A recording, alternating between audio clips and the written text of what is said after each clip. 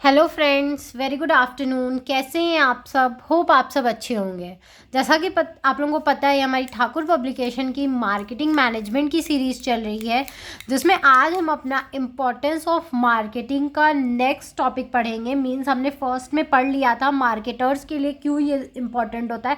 आज हम पढ़ेंगे importance to the consumers, consumers के लिए मार्केटिंग क्यों ज़रूरी होता है। लेकिन टॉपिक स्टार्ट करने से पहले मैं आपको एक छोटी सी इन्फॉर्मेशन देना चाहूँगी कि अगर आपको इस सब्जेक्ट या किसी भी सब्जेक्ट के नोट्स परचेस करना हो तो आप मेरा डिस्क्रिप्शन बॉक्स चेक कर सकते हैं। तो आइए हम अपना स्टार्ट करते हैं topic importance to the consumer.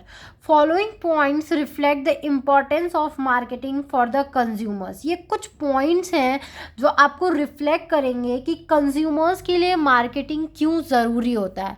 तो फर्स्ट है availability of global goods. The integration of marketing activities with the information technology has aided the consumer to access variety of products from different countries globally. ठीक है, marketing क्यों ज़रूरी होता है? Of course सी बात है कि अगर कंज्यूमर क्या कोई भी प्रोडक्ट चाहे, ग्लोबल ब्रांड के भी अगर वो प्रोडक्ट चाह रहा है या उसे डिफरेंट कंट्रीज़ के कुछ ग्लोबल ब्रांड परचेस करना हो, तो आजकल ये जो डिफरेंट टेक्नोलॉजीज़ है उसके थ्रू क्या है, कंज्यूमर्स को बहुत ईजिली वो प्रोडक्ट्स मिल जाते हैं। ठीक है, तो ग्लोबल गुड्स भी ईजिली कंज्यूमर्स के लिए अवेलेबल हो जाते हैं। ये है first importance. Different tools like website, online communities, email, SMS, e-business, etc. are used by the marketers to reach global customers and facilitate exchange with the advanced technology। ठीक है, अलग अलग टूल्स यूज़ होते हैं, जैसे कि वेबसाइट हुआ, online communities हुई, ईमेल हुआ, SMS हुआ, ई बिजनेसेस हुए।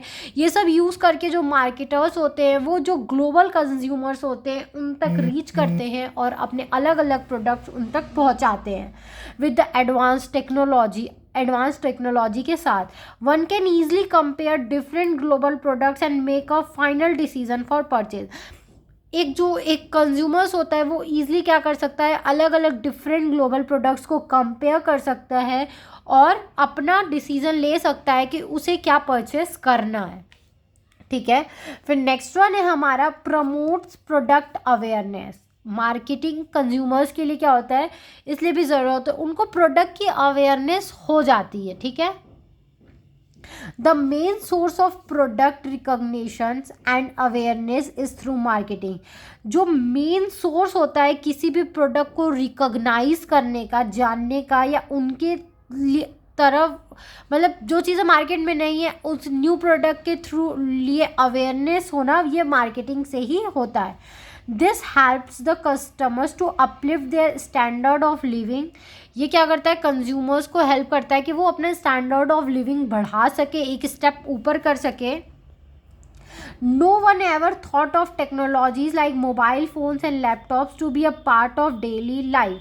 क्या किसी ने भी सोचा था कि जो मोबाइल फ़ोन्स होगा या डेली लैपटॉप्स होंगे हमारे डेली लाइफ के पार्ट हो जाएंगे?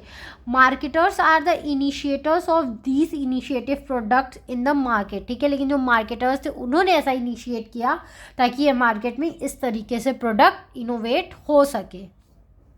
फिर नेक्स्ट है हमारा क्रिएटिंग यूटिलिटीज़। ये बहुत अलग अलग तरीके की यूटिलिटीज़ भी क्रिएट करता है। For example, different utilities are developed through marketing. अलग अलग टाइप की जो यूटिलिटीज़ हैं वो क्या होती हैं, क्रिएट होती हैं मार्केटिंग से। Major utilities are time utilities. मतलब पहला तो क्या है, टाइम यूटिलिटी, कि आपको सही टाइम पे सामान मिल जाए। ठीक है, arranging the product at required time. Form utility, changing the raw material into desired form of final product. ठीक है, दूसरा होता है फॉर्म यूटिलिटी, कि आपको रॉ मटेरियल से फिनिश गुड्स में प्रोडक्ट मिल रहा है।